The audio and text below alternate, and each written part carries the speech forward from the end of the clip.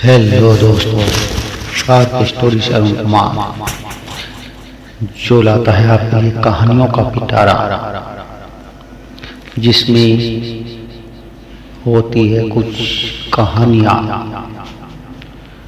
शेर व शायरी और धार्मिक कथाएं। तो आप सुन रहे हैं शिव महापुराण। इसमें 13वां अध्याय में सदाचार, संध्या वंदन, प्रणव, गायत्री जाप एवं अग्निहोत्र की विधि तथा महिमा से क्या प्राप्त होता है, आइए सुनते हैं। अध्याय 13।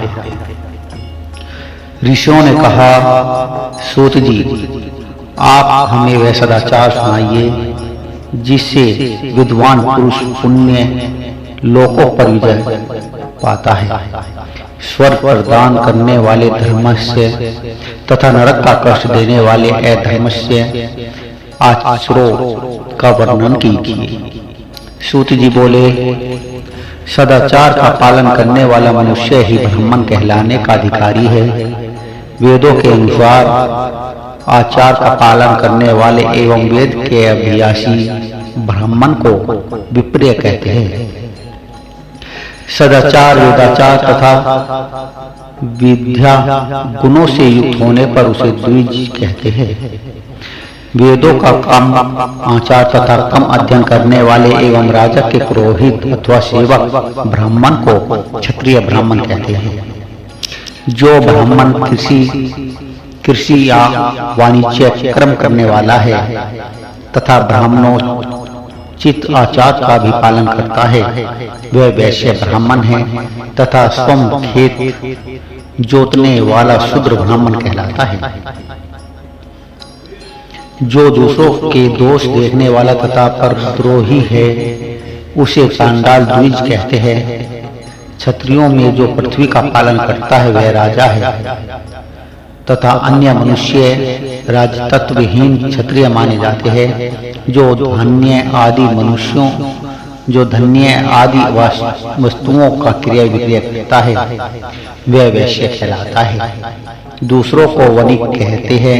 जो ब्राह्मणों, क्षत्रियों और वैश्यों की सेवा में लगा रहता है शूद्र कहलाता है। जो शूद्र हल जोतता है उसे वर्षल समझना चाहिए। इन सभी वर्णों के मनुष्य को चाहिए कि वे ब्रह्म मुहूर्त में उठकर पूरब की ओर मुख करके देवताओं का धर्म का अर्थ का उसकी प्राप्ति के लिए उठाए जाने वाले कलेशों का तथा आय और व्यय का चिंतन करें। रात के अंतिम प्रहर के मध्य भाग में मनुष्य को उठकर मलमूत्र त्याग कर देना चाहिए। घर से बाहर शरीर को ढककर जाकर उत्तराभिमुख होकर मल मूत्र का त्याग करे। जल, अग्नि, ब्राह्मण तथा देवताओं का स्नान बचा कर बैठे। उठने पर उस ओर न देखे। हाथ पैरों की शुद्धि करके 8 बार कुल्ला करे। किसी वृक्ष के पत्ते से दातून करे। दातून करते समय तर्जनी उंगली का उपयोग नहीं करे। तदंतर जल संबंधी देवताओं को नमस्कार कर मंत्र पाठ करते हुए जलाशय में स्नान करे। यदि कंठ तक या कमर तक पानी में खड़े होने की शक्ति न हो तो घुटनों तक जल में खड़े होकर ऊपर जल छिड़ककर मंत्रोच्चारण करते हुए स्नान का तर्पण करे। इसके उपरांत वस्त्र धारण कर उत्तरीय भी धारण करे। नदी अथवा तीर्थ में स्नान करने पर उतारे हुए वस्त्र वहां धोए। उसे किसी कुएं, बावड़ी अथवा घर ले जाकर धोए। कपड़ों को निचोड़ने से जो जल गिरता है वह एक श्रेणी के पितरों की तृप्ति के लिए होता है। इसके बाद जाबली उपनिषद में बताए गए मंत्र से भस्म लेकर लगाइए। इस विधि का पालन करने से पूर्व यदि भस्म गिर जाए तो गिराने वाला मनुष्य नरक में जाता है आपोहिष्टता मंत्र से पाप शांति के लिए सिर पर जल छिड़ककर यस्य श्राय मंत्र पढ़कर पैर पर जल छिड़के। कौन सा मंत्र पढ़ना है? यस्य श्रेयाय, यस्य श्रेयाय मंत्र पढ़कर जल छिड़के। आपोहिष्टता में 3 त्रिचाएं हैं। पहली त्रिचा का पाठ कर पैर, मस्तक और हृदय में जल छिड़के। दूसरी त्रिचा का पाठ कर मस्तक, हृदय और पैर पर जल छिड़के तथा तीसरी त्रिचा का पाठ करके हृदय, मस्तक और पैर पर जल छिड़के। इस प्रकार के स्नान को मंत्र स्नान कहते हैं। किसी अपवित्र वस्तु से स्पष्ट हो जाने पर, स्वास्थ्य ठीक न रहने पर, यात्रा में या जल उपलब्ध न होने की दशा में मंत्र स्नान करना चाहिए। प्रातःकाल की संध्योपासना में गायत्री मंत्र का जाप करके 3 बार सूर्य को आर्घ्य दे। मध्याह्न में गायत्री मंत्र का उच्चारण कर सूर्य को 1 आर्घ्य देना चाहिए। सायंकाल में पश्चिम की ओर मुख करके पृथ्वी पर ही सूर्य को अर्घ्य दे। सायंकाल में सूर्यास्त से 2 घड़ी पहले की गई संध्या का कोई महत्व नहीं होता। ठीक समय पर ही संध्या करनी चाहिए। यदि संध्याोपासना किसी बिना एक दिन बीत जाए तो उसके प्रायश्चित हेतु अगली संध्या के समय 100 गायत्री मंत्र का जाप करे। 10 दिन छूटने पर 1 लाख तथा 1 माह छूटने पर अपना उपनयन संस्कार कराए। अर्थ सिद्धि के लिए इस गौरी, कार्तिकेय, विष्णु, ब्रह्मा, चंद्रमा और यम व अन्य देवताओं को शुद्ध जल से तर्पण करे। तीर्थ के दक्षिण में, मंत्रालय में, देवालय में अथवा घर में आसन पर बैठकर अपनी बुद्धि को स्थिर कर देवताओं को नमस्कार कर प्रणव मंत्र का जाप करे।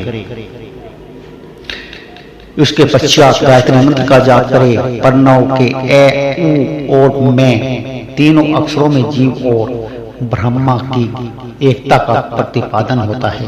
अतः प्रणव मंत्र का जाप करते समय मन में यह भावना होनी चाहिए कि हम तीनों लोकों की सृष्टि करने वाले ब्रह्मा, पालन करने वाले विष्णु तथा संहार करने वाले रुद्र की उपासना कर रहे हैं। यह ब्रह्मा स्वरूप ओमकार हमारी कर्मेंद्रियों और ज्ञान इंद्रियों एवं ज्ञान की ओर प्रेरित करे। जो मनुष्य प्रणव मंत्र के अर्थ का चिंतन करते हुए इसका जाप करते हैं वे निश्चय ही ब्रह्मा को प्राप्त होते हैं, तथा जो मनुष्य बिना अर्थ जाने प्रणव मंत्र का जाप करते हैं उनको ब्रह्मा तत्व की पूर्ति होती है। इस हेतु श्रेष्ठ ब्राह्मण को प्रतिदिन प्रातः काल 1 सहस्त्र गायत्री मंत्र का जाप करना चाहिए। मध्याह्न में 100 बार तथा साय में 28 बार जाप करे। अन्य वर्णों के मनुष्य को सामर्थ्य के अनुसार जाप करना चाहिए।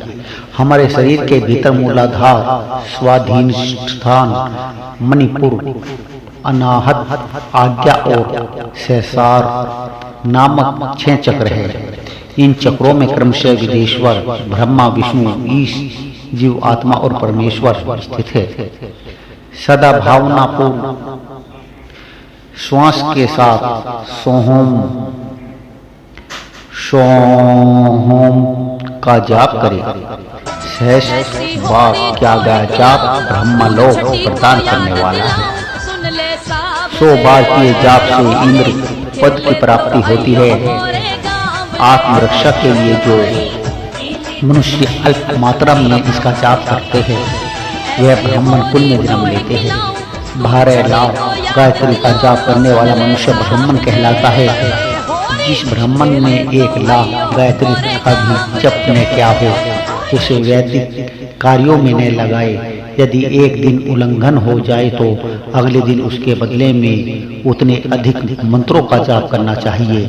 ऐसा करने से दोषों की शांति होती है, धर्म से अर्थ की प्राप्ति होती है, अर्थ से भोग सुलभ होता है और भोग से वैराग्य संभावना होती है। धर्म पूर्वक उपार्जित धन से भोग प्राप्त होता है, उससे भोगों के प्रति आसक्ति उत्पन्न होती है और मनुष्य धर्म से धन पाता है एवं तपस्याओं से दिव्य रूप प्राप्त करता है। कामनाओं का त्याग करने से अंतःकरण की शुद्धि होती है, उस शुद्धि से ज्ञान का उदय होता है।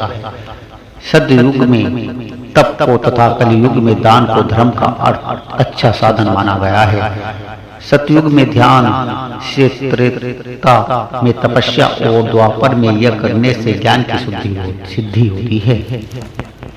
परंतु कलयुग में महिमा की पूजा से ज्ञान लाभ होता है। अधर्म हिंसात्मक और दुख देने वाला है। धर्म से सुख व अबुद्धि की प्राप्ति होती है। दुराचार से दुख तथा सदाचार से सुख मिलता है। अतः भोग और मोक्ष की सिद्धि के लिए धर्म का उपार्जन करना चाहिए। किसी ब्राह्मण को 100 वर्ष के जीवन निर्वाह की सामग्री देने पर ब्रह्मलोक की प्राप्ति होती है। एक सहस्र चंद्रायन व्रत का अनुष्ठान ब्रह्मलोकदायक माना जाता है। दान देने वाला मनुष्य जिस देवता को सामने रखकर दान करता है, अर्थात जिस देवता को वह दान द्वारा प्रसन्न करता है, उसी देवता का लोक उसे प्राप्त होता है। धनहीन पुरुष तपस्या कर अक्षय सुख को प्राप्त कर सकता है। ब्राह्मण को दान ग्रहण तथा यज्ञ करके धन का अर्जन करना चाहिए। क्षत्रिय बाहुबली से तथा वैश्य कृषि एवं गोरक्षा से धन का उपार्जन करे।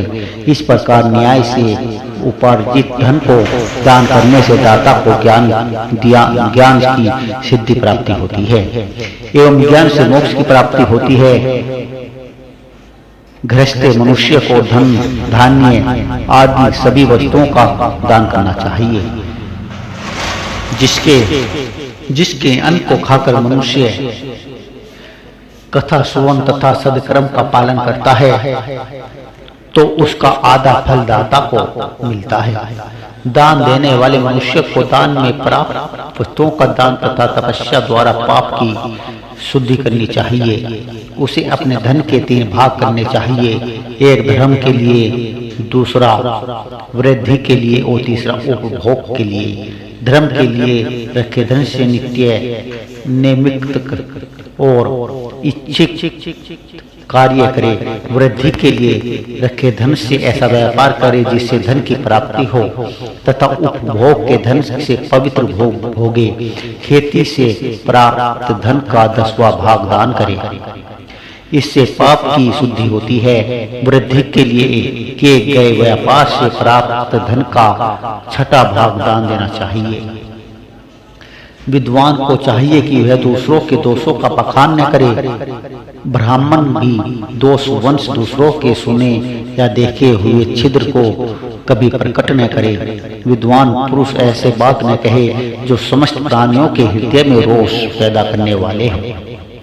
दोनों संध्याओं के समय अग्नि को विधि पूर्वक दी गई आहुति से संतुष्ट करे। चावल, धान्य, घी, फल, कंद तथा हविष्य के द्वारा स्थली पाक बनाए तथा यथोचित रीति से सूर्य और अग्नि को अर्पित करे। यदि दोनों समय अग्निहोत्र करने में असमर्थ हो तो संध्या के समय जाप और सूर्य की वंदना कर ले।